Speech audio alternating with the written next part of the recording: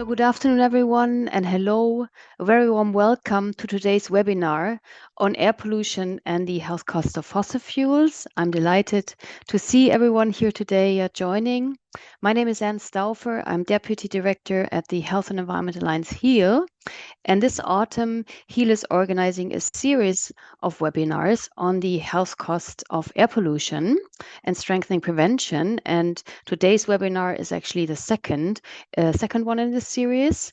Back in September, on the 22nd of September, we had organized the kickoff webinar. That was the occasion of the 4th anniversary of the publication of the 2021 WHO Air Quality Guidelines. In that first webinar, we talked about reducing costs from air pollution and strengthening prevention.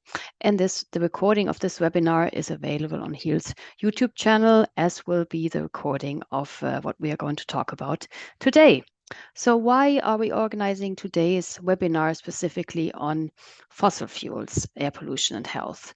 Air pollution is the top environmental threat and risk to health in the EU, and unfortunately leads to hundreds of thousands of premature deaths and hundreds of billions of euros of health costs annually. According to the European Environment Agency, over 9 in 10 people living in European cities remain exposed to concentrations of particulate matter above the World Health Organization guideline level. We know that the majority of Europeans live in city, but air pollution is also very much a threat and a concern for people living in rural areas. The major driver of poor air quality in the EU is the burning of fossil fuels, the burning of coal, oil, and gas. So if you want, fossil fuels and the burning of fossil fuels unfortunately impact people's health twice. First, through the fueling of climate change, which we know has major health impacts, and Europe has been seeing and experiencing the health impacts from climate change and the accelerating climate change, particularly in past years. And the second health impact from the burning of fossil fuels is through the air pollution that is generated through the burning. In recent years, from our perspective, we have very much seen increased awareness on the climate and the health burden of the burning of fossil fuels, also very much through the engagement of health experts and health groups in collaboration and jointly with also climate and environmental groups. From a climate and health perspective, the phase out of fossil fuels is urgent and it's overdue. However, this phase out remains a political challenge, unfortunately, and we are still seeing, for example, the continued public financing of fossil fuels at EU and member states level. And this is one of the topics we're going to hear about more in the course of this webinar. So what do we want to consider specifically in talking about fossil fuels, the fossil fuel burning, air pollution and health? So we want to give you an overview of what are the health costs of burning fossil fuels, cleaner air and stronger climate action. How can a fossil fuels phase out contribute to public health? And last but not least, we also want to talk about the policy implications of the evidence that we're going to hear about today and talk about why is fossil gas and the continued investment and subsidizing of fossil gas a false solution for health and also for the climate. And I'm delighted that we have 4 distinguished experts with us today to shed light on these questions, and I will introduce them as we go through the course of our webinar. You see the agenda here today. We have 10 minutes for each of the presentations, and then we also want to take some time at the end for your questions, and I would invite you to include your questions in the Q&A. You can find the Q&A button at the bottom of your screen. So it will not be possible for you to make an intervention with your microphone, but we will certainly be delighted to receive your questions and your comments in the Q&A, which I will be monitoring together with my colleague Sophie Farou, our Senior Air and Health Coordinator, who's also with us here today. And as I said, this webinar is being recorded and it will be available on HEAL's YouTube channel for everyone to watch and also to share further in your networks. So without much further ado, let's now jump and start the presentations. And I'm delighted to welcome the first speaker here, which is Shweta Narayan from the Global Climate and Health Alliance. She spearheads campaigns focused on fossil fuels, air pollution, climate justice, and health equity. Her efforts aim to ignite a global conversation among leading public health professional networks, academic institutions, think tanks, public health experts, environment and climate movements to amplify advocacy on climate change and health. Shweta is based in India, and she brings over 2 decades of experience in advocacy and community organizing on environmental justice issues. And she will today present to us the exciting report that GCHA has recently published and she has authored on Cradle to Grave, the health toll of fossil fuels and the imperative for just transition. Shweta, the floor is all yours. Thank you so much, Anne. And what an honor and privilege to be part of this conversation, and a very timely conversation indeed. And as Anne mentioned, in September, we launched this comprehensive second edition of our Cradle to Grave report. We spent over a year putting together health evidence of fossil fuel harm. And air pollution, you will see in the report, is important. However, there are a lot of health impacts that are often overlooked or are hidden that our effort has been to put together. So I think Anne has already covered the context of why we are having this conversation. Just the ever exacerbating climate crisis, from super typhoons to hurricanes to wildfires. Things are not looking very great when it comes to taking action on the ongoing climate crisis. And we all know that fossil fuels is the root cause of this climate crisis. Again, when we think of health, it's not merely the absence of disease, it's also the state of complete physical, social, and mental well-being, which is important. And that's the approach this report has taken in compiling the evidence that I'll present before you. I must also put a caveat and warn everybody that the evidence that we found is very grim. Many people have called this report as Bible of bad news, but it's important to know the evidence in order to take action. So please brace yourself. What is unique about this report is that we have looked at the entire fossil fuel life cycle. We've looked at the entire human life cycle and the human body, and looked at harms throughout these three different through these three different lenses. So the fossil fuel life cycle, the human life cycle, and the human body. We've also understood and realized during the course of the research that the evidence is not uniformly distributed around the world. But absence of evidence in certain parts of the world doesn't mean absence of problem.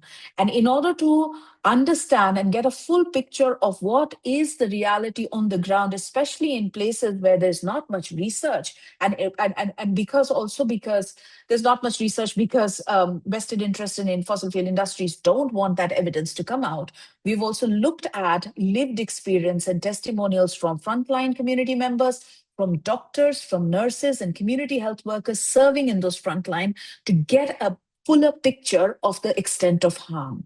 And then we've also made sure that what we have presented is reviewed by experts in medicine, public health, toxicology, public policy, climate, and law.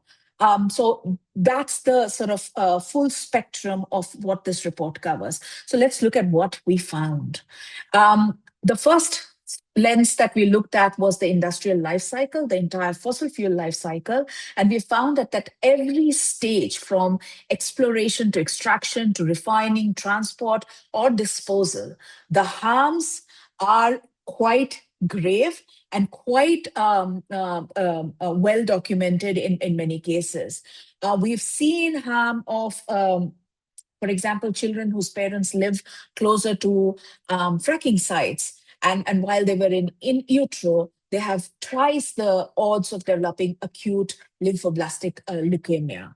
We've seen harms of accident spills we've seen traffic-related air pollution harms, both in terms of risks of type 2 diabetes, Parkinson disease, also in contributing to lower IQ levels in children exposed to traffic-related air pollution. So we have seen throughout the life cycle different kind of harms. I must also mention that the unique part about this report and what we found is that when we are talking about toxic chemicals emitted during the processes of either refining or production or combustion of fossil fuels, the toxic chemicals stay in the environment for and have a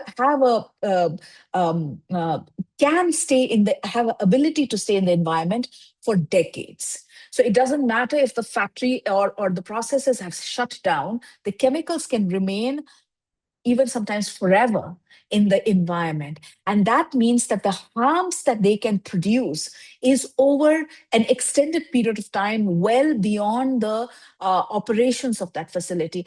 That information is absolutely essential, especially for policymakers when they are designing healthcare services, when they are designing processes of monitoring impacts. So that's one stream of information that we have been able to pull out with research and evidence through the industrial life cycle. The second thing, again, is the harm on human body. And here I would like to quote a lung surgeon from India who was very articulate in expressing the harm. And he said, there is no part of human body that is unharmed by the chemicals and exposures of fossil fuel production. And that's true. From the brain, blood to liver, kidneys, reproductive system, every part of our human body is affected and is hurt and poisoned because of the exposures from the fossil fuel exposures. And again, when I mentioned that there are chemicals that stay in the environment for over a period of time, we have now documented in this report the harms that people experience decades after the factory's been shut down or the processes have been closed. So the harms can also become intergenerational and not just about communities living at that moment of time in around those facilities, and that's something that was something very grim and very important finding. And in terms of the third aspect of the human life cycle, we found that the harms prevail uh, from fetus till the age of till the elderly age. So every stage of human life cycle is harmed by the exposure. And that was again something very, very important finding in order to understand vulnerability. Now, when we talk about chemicals, there's some chemicals where exposure may happen at childhood, like for example, reproductive disorders, chemicals that cause reproductive disorder. The exposure may happen at childhood, but you will see the impacts only when that child attains the reproductive age. So the harms are not just immediate, chronic, they are delayed, and they are over a period of time. The number of cancers that we found in our research was quite, stunning and astonishing and staggering. The data, the different kinds of cancer, and how we've that evidence really made us think about the fossil fuel health harms in a very different way. So this was the three lens that we looked at from the processes and on human the physical human body. There are a couple of other things that we found in this research, which becomes very important, especially when we are thinking about who are more vulnerable and when we are thinking about from an equity lens. What we found that, well, everybody, and let's be very clear, everybody is harmed by exposures of fossil fuels.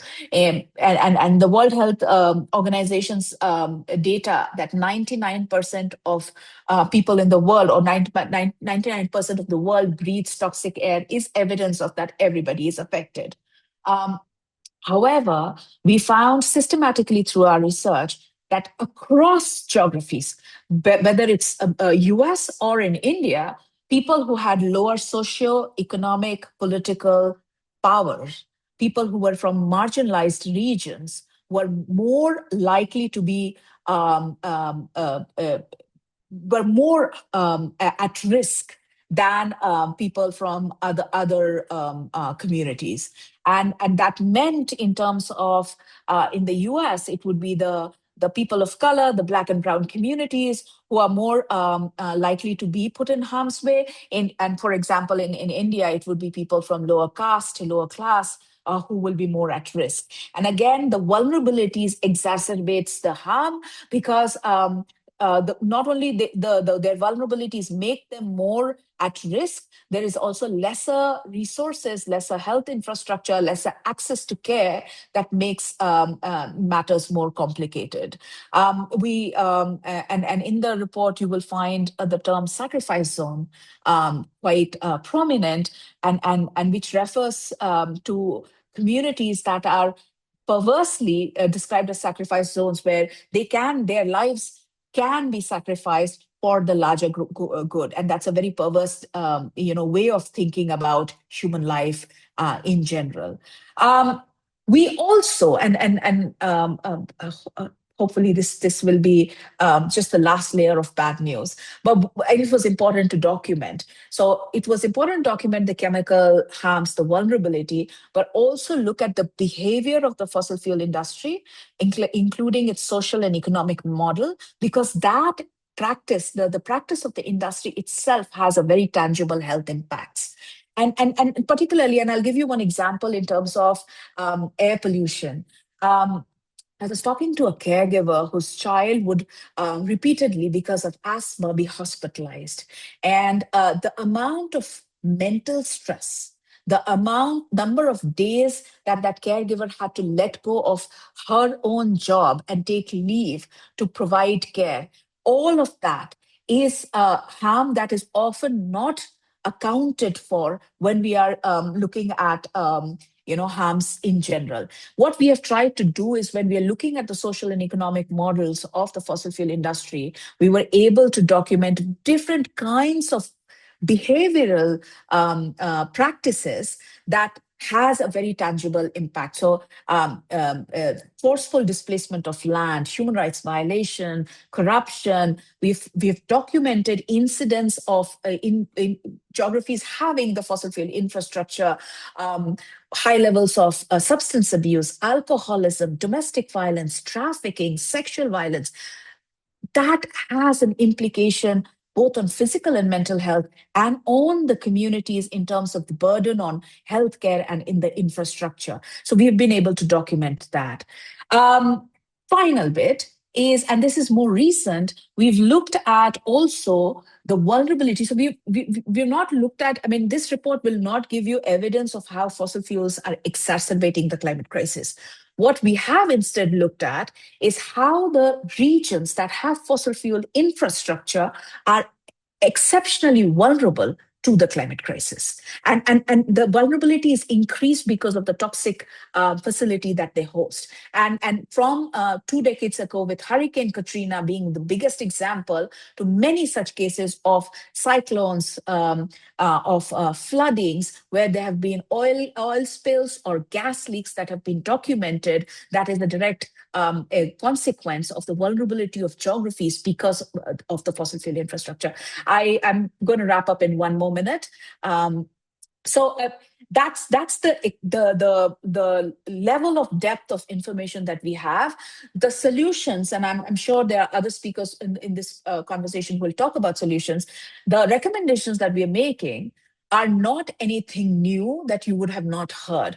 The recommendations continue to be stopping fossil fuel infrastructure, removing the subsidies, and redirecting those subsidies for healthcare, for public education and infrastructure, holding the fossil fuel industry accountable, and demonstrating that change is possible. While the recommendations are not new, the evidence, the medical and health evidence to back these recommendations are absolutely new and must be utilized in order to hold fossil fuel industries accountable. The report is available on our website. I'll share the link over here. It's in multi-language. It's in English, Spanish, French, and Portuguese. And I'm happy to answer any questions. And I'm sorry if I had to rush and if I took more time.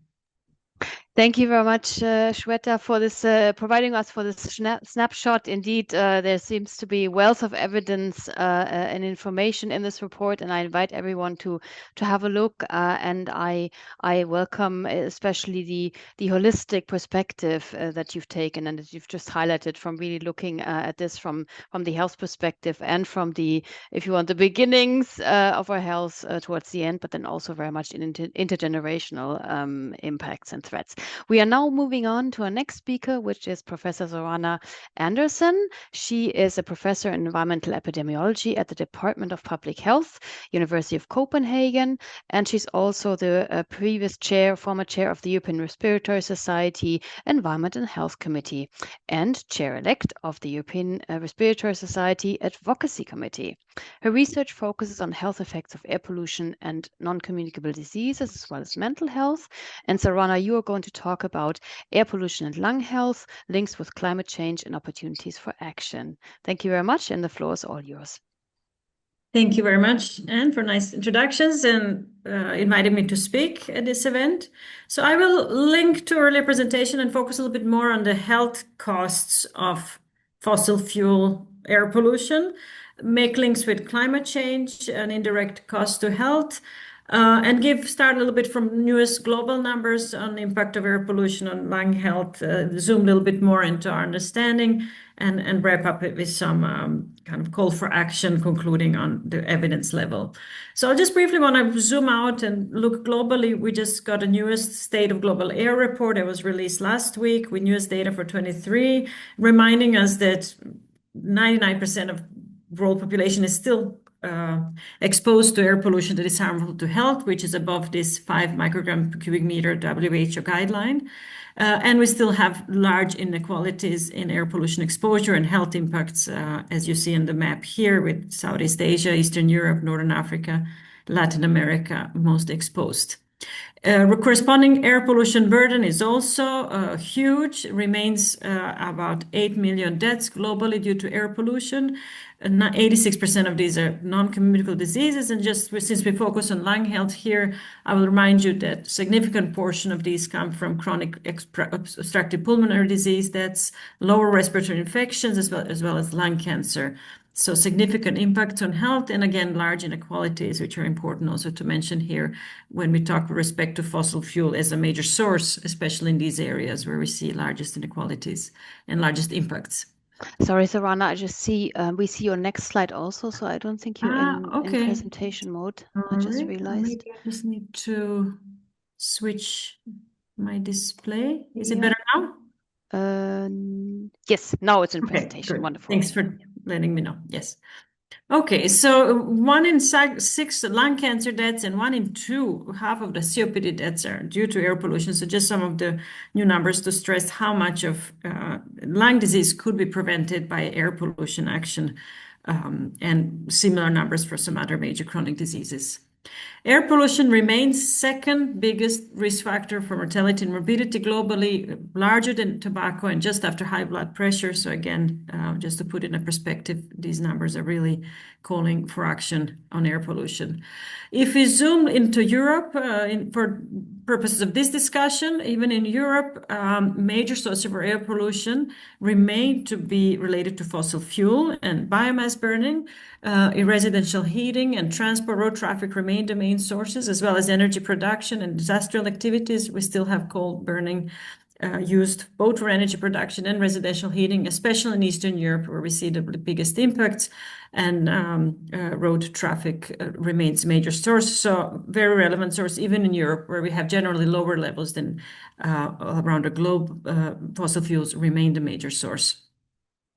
In Europe, a similar picture as the rest of the world. 94% of European population remains exposed to harmful air pollution levels above WHO guideline, with huge health burden. More than 400 deaths are attributed to PM 2.5 alone in Europe, and more than 239 could be saved if we align and reach WHO guideline. So if we focus on lung health, just to remind you that we have enormous evidence on this life course perspective that was mentioned in earlier talk, that air pollution impacts children already during pregnancy and sets kind of the optimal development of the lung function behind, and from early childhood, from before birth, air pollution exposure contributes to suboptimal development of lung function. This leads directly to increased risk of asthma development in children, with 16% of asthma globally accounted due to air pollution. Air pollution in early life also affects children's immune system development and leads to increased risk of lower respiratory infections that also contribute to a big burden of diseases, sick days for children from school and parents from work. This air pollution exposure continues throughout our life, impacting lung function, increasing risk of asthma and COPD also throughout adulthood, as well as pneumonia and respiratory infections and elderly age, and COVID-19, which we also have found in one of the latest research results related to lung disease.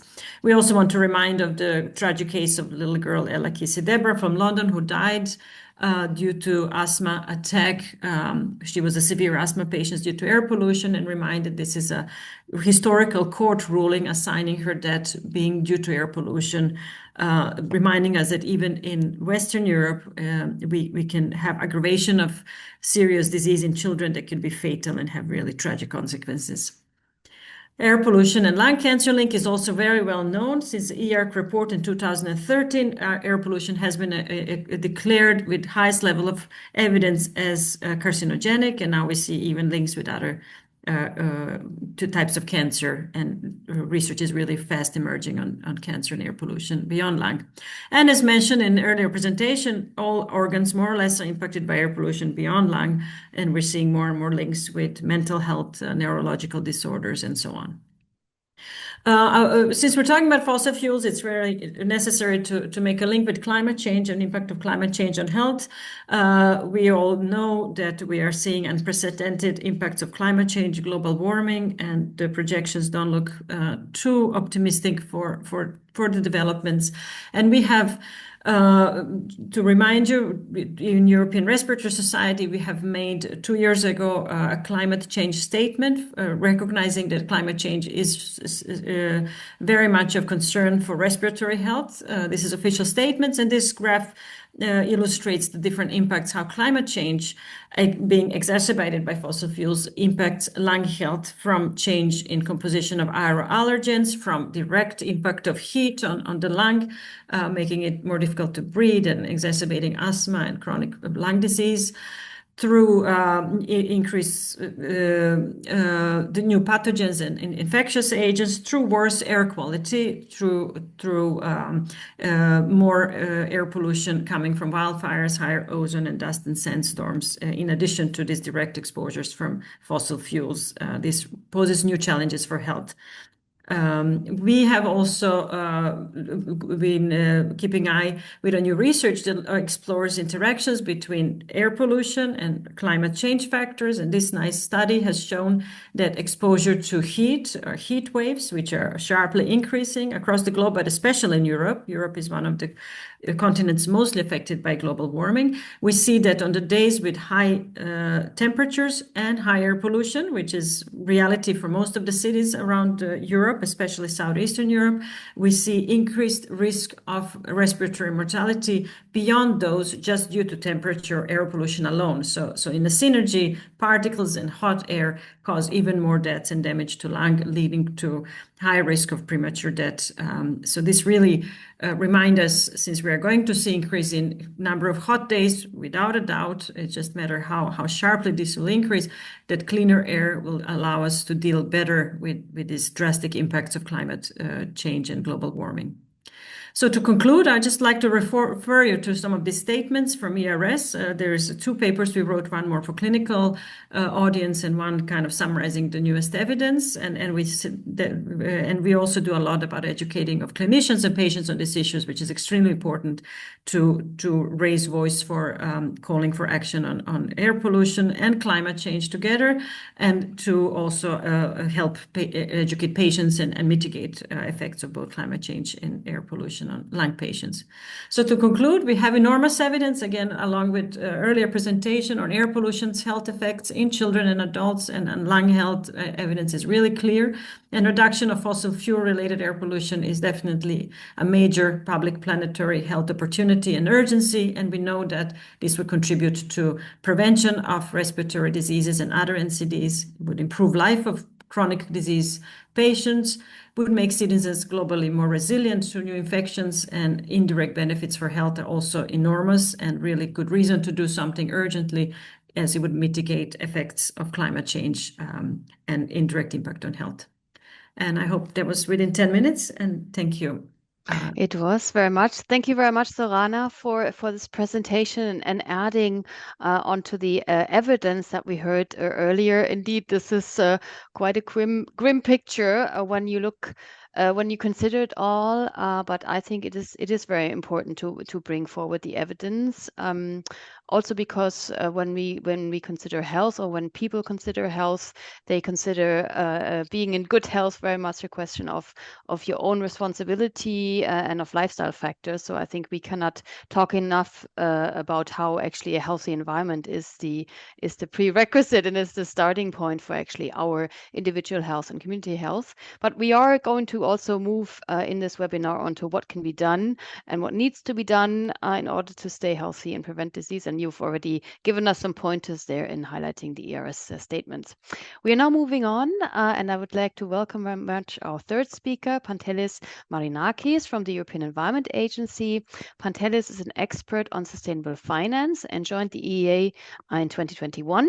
Before that, he worked in investment firms in Stockholm and in London.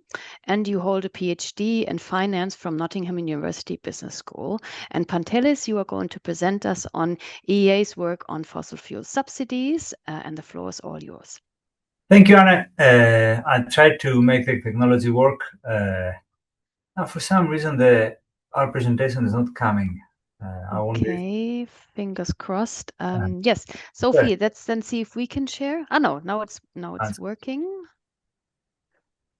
Can you see my screen now? Yes, and in presentation mode. Perfect. You can go ahead. Cool. That's a good start. So we have 10 minutes to dive into EA's work on fossil fuel subsidies.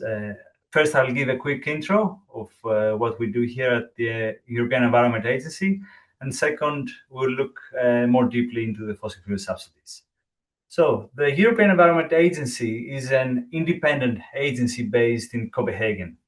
Our aim is to analyze environmental data, do policy assessments, and provide independent policy advice to the policymakers, so the European Parliament, the Commission, and the Council. So we act as an interface between science and policy. And to do this work, we rely upon strong networks. We recently launched Europe's Environment 2025 report, which is our flagship report published every 5 years. And this report consists of 3 parts: the body of the report, thematic briefings that look into, for example, enablers, finance enablers, which one of them is talking about the role of fossil fuel subsidies, and also has this report has 25 country profiles, so snapshots on the progress that every country is making in overall sustainability transitions. So let's have an overview of the global commitments to phase out fossil fuel subsidies. The first global commitment was made in 2009 in the middle of the global financial crisis, where the G20 talked about phasing out fossil fuel subsidies, and this was affirmed by the UN. So the global financial crisis was also triggered by high energy costs. Probably you remember the collapse of Enron, the biggest US energy company. In 2015, the UN SDGs started talking about they're all about phasing out harmful subsidies. In 2023, the 28th COP agreed for the need to phase out inefficient fossil fuel subsidies. However, all these commitments do not have a clear definition on what constitutes a subsidy, or in other words, how we can calculate reliably what a subsidy is. Now, if we focus on the EU policy landscape, in 2021, the EU climate law enshrined in a commitment to ensure the phase out of fossil fuel subsidies. This was followed the next year by the European Action Programme that aims by 2030, among other things, to phase out fossil fuel subsidies without a delay. So we see we have two ambitious objectives. Now, we can have a look into the monitoring frameworks across Europe. We can group them in two categories. First, progress monitoring, and second, implementation monitoring. On the progress monitoring, we have the governance regulation, which from 2020 requires the European Commission to annually report on member state progress. Then since 2023, we have the member states being required to report every second year on their progress reports of the national energy and climate progress reports to show what progress they make on the phase out of fossil fuel subsidies. Looking through the 27 progress reports, we can see that very few member states have a target plan into phasing out fossil fuel subsidies. Now, let's look into the implementation review mechanisms. So the European Implementation Review that was published quite recently also mentions implementation gaps. One of them is about fossil fuel subsidies, and also goes one step further and says that if we implement the sustainability policies we have today in place, then Europe could save about 160 billion euros every year. And secondly, on the EU semester process, which is a budgetary process, there are country-specific recommendations that they look into the need to phase out fossil fuel subsidies. That's a second implementation review mechanism. Now, this chart is a snapshot of what here at the EA we do on fossil fuel subsidies. It's a snapshot from our indicator, which is part of the 8th Environment Action Programme review, and looks into the progress the EU is making on the phase out of fossil fuel subsidies. So we can see clearly that in 2022, fossil fuel subsidies more than doubled, reaching almost 140 billion euros. This was in the middle of the energy crisis. In 2023, the fossil fuel subsidies came down a little bit. They reached 111 billions. But we are far from the phase out. So we also conclude that many of the crisis measures remain in place today, and they don't have a deadline. This puts the phase out progress at risk. Then we conclude that the EU is likely not on track to make a notable progress by 2030. We wait anytime soon to see the numbers for 24. Now, what this means for climate and sustainability. The conundrum with the fossil fuel subsidies has four aspects. First, contradicts the polluter pays principle, because the true environmental and health costs are not reflected in market prices. This leads to harmful consumption. Second, creates the risk for lock-ins in carbon-intensive production, because subsidies keep fossil fuel use financially attractive, and this discourages a shift to clean technologies. Third, distorts investment decisions. So as long as high-emitting activities remain profitable, they will continue to attract capital. And this capital could have been put in place in better use, say, for example, in clean technologies. And fourth, they send conflicting signals on policy consistency. So continued public support for fossil fuels is driven by short-term contingency measures, but this sends mixed signals which can undermine the credibility of fossil fuel pledges. So all in all, we can conclude that the EU today has the policies necessary to lead to a complete phase out of fossil fuel subsidies. Sorry, we lost your slides, Pantelis, Yes, for some that was reason. the last slide. That was your last slide. Okay. But what we need is a focus on the implementation. Apologies. Thank you very much. I want to make sure we're not losing part of what you wanted to show to us. Thank you very much for this overview and for this, if you want, a very stark reminder on the difference between the commitments, the policy commitments that we have seen, and the reality of actually the continued subsidizing of fossil fuels, which indeed leads to significant health costs that are often, or that are not adequately accounted for from our perspective. We hear that time and again, as you rightly pointed out, we see huge externalized health costs in all of this. We're now moving on to our last speaker, last but not least. Welcome Esther Bollendorf. Esther is from the Climate Action Network Can Europe. Esther brings 20 years of experience in climate and energy policies with a 360 degrees perspective from civil society, from national EU institutions, and also startup environments. Esther, you hold an MBA and your master's thesis focused on economic opportunities of the energy transition, showcasing the works of a German energy provider and a city to turn climate neutral and fossil free by 2035. And since 2020, Esther has been leading Can Europe's gas team and has built extensive expertise on EU policies related to fossil gas, hydrogen, and methane. And you are now going to talk to us about the policy context around fossil gas. Welcome, and the floor is yours. Thank you very much, Anna, and thank you so much for the invitation, also for the other presentations. Really interesting and fascinating to hear all of your perspectives. So I will run you through a little policy insight into what's happening around gas this year and in the coming years, and how we can use that policy environment to reduce our dependence and ultimately phasing out fossil fuels as such. So let me start with what's on the menu. So looking at what are the different elements that I want to run you through, and making links also with things that I heard from previous speakers. So first of all, we are currently working on a Russian gas phase out that you might have heard of. So the Commission has made a proposal there, and the co-decision process is running, means Parliament and Council are discussing this. Secondly, we will look into energy security. Everybody's talking about energy security, and obviously the Commission is coming forward with an energy security framework. We will look into that.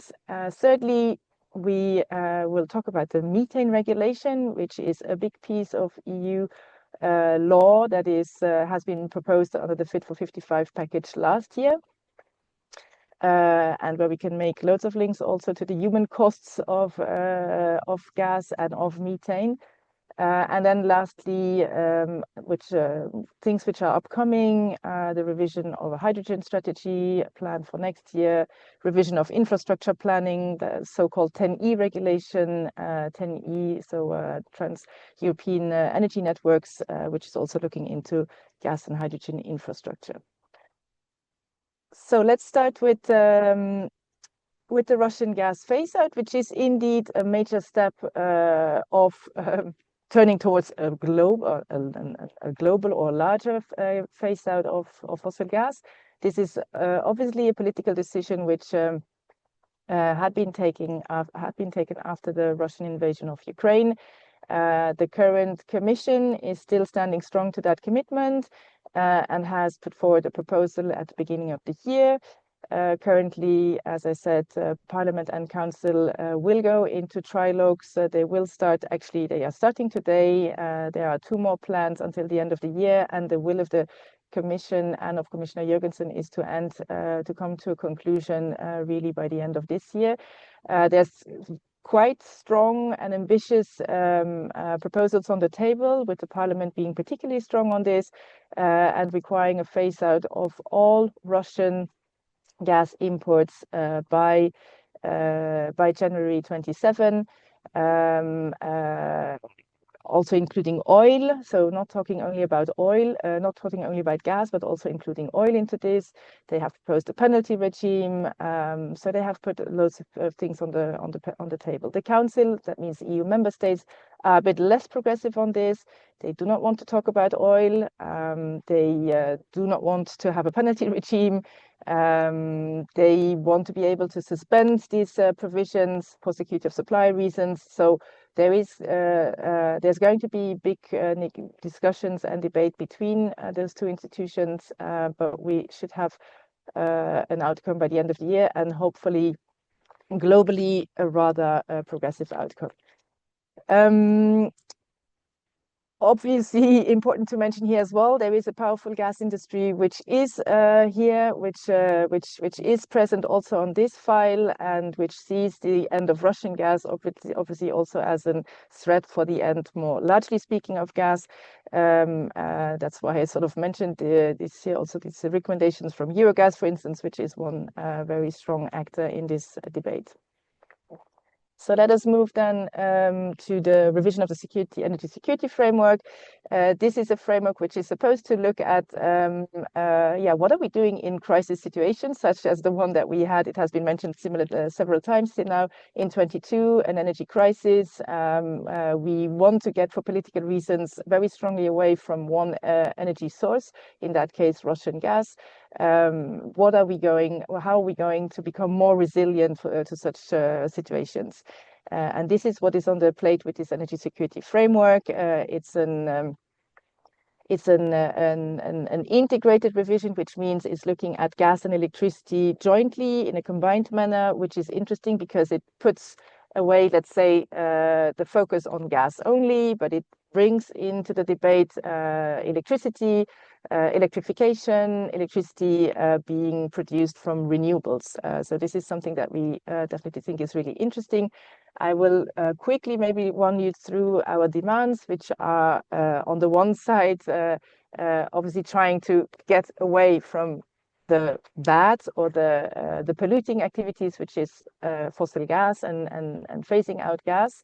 On the other hand, increasing electrification and increasing renewables-based electrification. So we see this, it's a standard revision of a piece of regulation, two pieces of regulation that is being planned here by the Commission, and we see it as a very interesting opportunity actually to introduce bits of a gas phase-out framework on the one side, and introduce and increase tendencies of electrification and renewables-based electrification.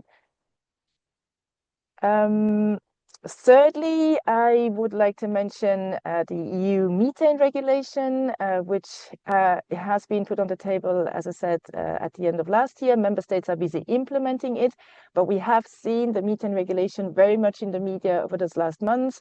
They are being attacked or to be included in the so-called deregulation agenda or simplification agenda. The methane regulation, what is it about? So it is about actually regulating methane leaks from the gas that is being used in the EU. We know that gas is the gas use or the gas consumption in the EU provides from up to 80% to imports. So we do produce some gas domestically, but most of it is being imported. We were talking about Russia.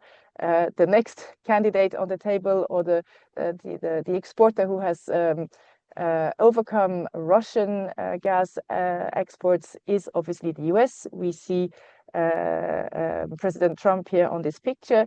So this methane regulation is supposed to look at the methane leaks of gas production, extraction, transport to final end use, so at the entire supply chain, and very importantly at imports. So it is a very important piece of regulation or piece of law. It's not the only, it's not the only thing. It's not by this applying this regulation only that we will get to a global phase out. But it is a regulation, if it is correctly implemented, that has clearly some teeth, and that's why we see it also in the middle of this deregulation debate. That's why it has been. It is not very welcomed by certain actors, and we see pressure from inside the EU, but obviously also from outside the EU, with US LNG exports being and the US being one main actor here. Obviously triggered through the US-EU trade agreement that has been announced in July. But we see continued attacks around this coming from the US, but also from Qatar, basically all those countries that are exporting gas to the EU. So very important, that's also upcoming. The methane regulation is being implemented by member states as we speak, but it will also still have to develop delegated acts, some secondary legislation. So 2 delegated acts are to be published by 2027 and 2030, and those will obviously look at the nitty-gritty details of how are we going to deal with those methane intensity targets for gas imports. And then lastly, my last slide on what other upcoming policy processes around gas do we see coming, next to the ones that I mentioned now, is the revision of a hydrogen strategy. So the EU has also been giving itself a hydrogen strategy in 2021. There was a big scope and a big ambition to develop hydrogen and to build up a hydrogen economy. A couple of years later, we see that there was a lot of sort of fantasy dreams there as well around the hydrogen hype, that volumes had been projected way too high, and that production is not nearly close to what had been announced initially. So there is a scope to review that hydrogen strategy. It remains also for us a very important piece of legislation because it is potentially giving the fossil fuel industry another lifeline, because we see the hydrogen industry just naturally being in a position to sort of support replacing gas by hydrogen. It's using the same infrastructure or a similar infrastructure. It's transporting molecules, so there's lots of common interest here, and it is therefore very important to make sure that if we talk about hydrogen, it goes to key actors only, and it is green hydrogen, means produced from renewables. Voilà, a revision of 10E is another topic that might come up. That's energy infrastructure, pipelines for hydrogen, so close link to the hydrogen strategy. And then we were talking about subsidies just a couple of minutes ago. Obviously, the revision of the next MFF that is covering the period of from 28 onwards, but where the revision process starts as of this year and next year, is it's a key topic as well, to make sure that we do not have public subsidies, public money going to hydrogen type of activities, low carbon type of activities, which is obviously in the current political climate context around competitiveness and a big risk. And I can end my presentation here, and we can move over to questions. Thank you very much for your attention. Wonderful. Thank you very much, Esther, for providing us with this overview and highlighting the key EU policy frameworks where it's important also for health organizations and individuals to be engaged in. We have a couple of minutes left in this webinar, and indeed I wanted to now focus on, with everything that we have heard today in terms of the evidence on the health impacts and the health cost from fossil fuels, what needs to happen now policy-wise is, and also how can the civil society help to support in really accelerating the phase out of fossil fuels. And I wanted to first ask you, Shweta, since you presented us a snapshot from the report that was launched a month ago. How have policymakers reacted to that, or what needs to happen now from the side of policymakers to turn this evidence into action? Thank you, and I just felt that like all the presentations sort of built on each other, and what to me was absolutely eye-opening once again. From a policymaker perspective, what we don't count are the externalities, the cost of health costs, the cost to environment, the cost to clean air, clean water, cleanup costs. They're never. So, the fact is that fossil fuel energy is being marketed to us as cheap resources for energy. It's not cheap. It's being paid by children's asthmas. It's being paid by people's cancers. And we are not counting that cost. And I think the wake-up call for the policymakers is to start thinking about it in a big, a fuller picture perspective, rather than just extrapolating one aspect of what is being peddled to them by the fossil fuel industry and believing that it's a cheap source of energy. It is not. We are actually paying for the fossil fuel, the energy through with our health, with our right to breathing clean air, with pollution. And for policymakers, again, if the economics, and there are economic experts over here who will go deeper into it, renewable energy, which is clean, which is healthy, is also, economically cheaper, and it's safer than the fossil fuel energy. So the evidence is there. The startling impacts, not just through the lifetime, but intergenerational impact is there. There shouldn't be any excuse for policymakers not to act in the right direction. They cannot now say that they have there is dearth of evidence. Everything is out there. What we need is political will. Thank you very much. And indeed, this if you want, debunking of cheap energy sources, also very much the experience that we had as HEAL when we started to showcase the health cost of coal power generation in the EU. It was exactly that. Everyone thought it was very cheap, and then luckily, a decade on, this has changed. But indeed, we very much have that challenge when it comes to fossil gas and all kinds of narratives around there.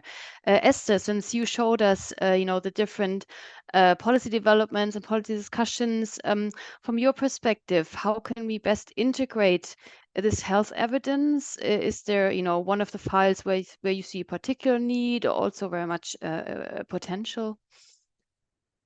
We've been talking about health costs and associating that much stronger to gas, and phasing out gas policies since some time, but definitely not enough. And again, I think this is why this webinar here is really, really interesting, because we also get additional information. It's very helpful, I think, for me to see your report, Shweta, and I think it's something that we definitely will include much more in our campaigning and advocacy work. We do have the work that we do around methane. We have a campaign which is called the Human Cost of Methane, where we exactly point to the fact that you've been running us through, Shweta, at the beginning of the webinar. So we are talking about sacrifice zones. We're talking about affected communities in the US and in Texas, in the extraction basins, but also at those places where gas is being refined, being exported. We have people which are living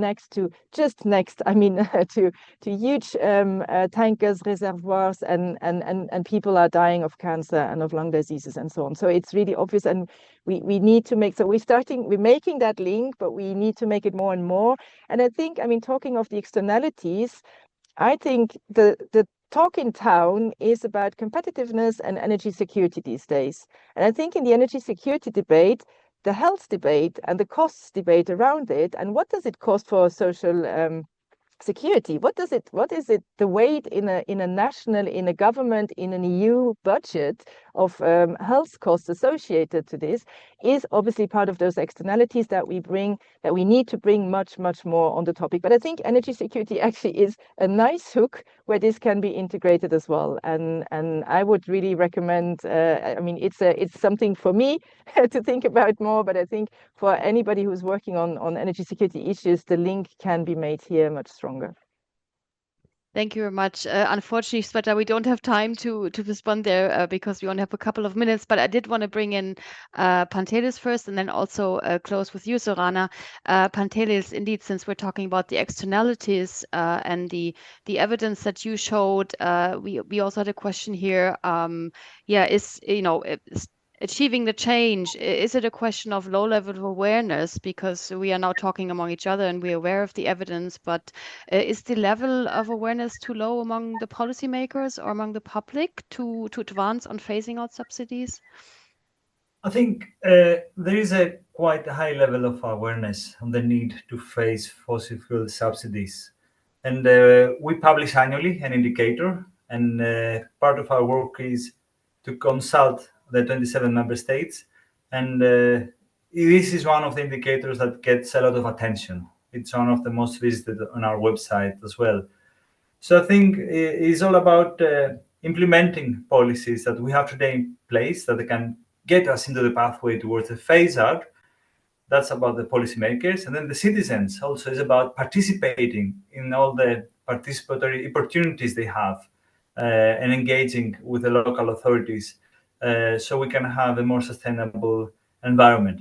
So it is about, for example, participating in more sustainable heating and cooling with better insulation. It's about promoting more green ways of transport, and also it's about promoting cleaner technologies so we can have greener energy. So I think it takes both policymakers and citizens to make the change. Thank you very much. And last but not least, indeed, over to you, Sorana, for talking about what is needed in terms of engagement, or also if you want to bring in the inequalities aspect, which was also something that you raised. Please go ahead. Yes, thanks, Anne. So I think that there's large potential and still education of public and policymakers important, but I think education of patients and medical professionals, which is something close to heart to us in ERS, is also extremely important, because people who have lost their good health and suffer from these diseases clearly see links. And I think educating public through patient voices, through medical professionals, is extremely important aspect going towards to political action, but also alleviating some of these adverse effects on the patients. I think equality is extremely important here, and a lot of the energy poverty in Eastern Europe and around the world is something that we need to subsidize. Transformation to clean energy for residential heating from other sources. There are clearly some barriers in economic, not just political will, but we need some strong commitments financially also to clean up and help those that are most affected with air pollution levels, with health and so on. So more information on this, and I think polluter pays principle is a common sense to people when you talk about it. I think still among patients, among public, we don't know a lot of these facts about how much subsidies there are to oil industry, that they're growing. I think when you serve it in that way, it makes a lot of sense to call for action against this. But so more information, more education, we still need a lot to go. And thanks for this webinar and opportunity to do that. Thank you very much. Indeed, this is part of also the aim of today is help to build capacity, help to increase the level of awareness so that this can also help to support engagement. And this is also why we have recorded this webinar. And as I said, we will publish it on HEAL's YouTube channels. And with that, unfortunately, we've already reached the end of our session. And I wanted to thank you, first of all, thank you very much to our speakers really for your excellent presentations, a very rich overview that we received here, and then also this conversation. Thank you very much to all of our participants. Thank you also to the HEAL team, in particular Sophie, for preparing and implementing this webinar. Indeed, this is part of a webinar series, so do watch out on the HEAL website and HEAL's channels. And with that, I wish you all a good day. I feel very energized now at the end, despite this grim evidence that we heard. But yeah, we see that there is a lot of engagement happening. So let's build on that and let's continue to work together.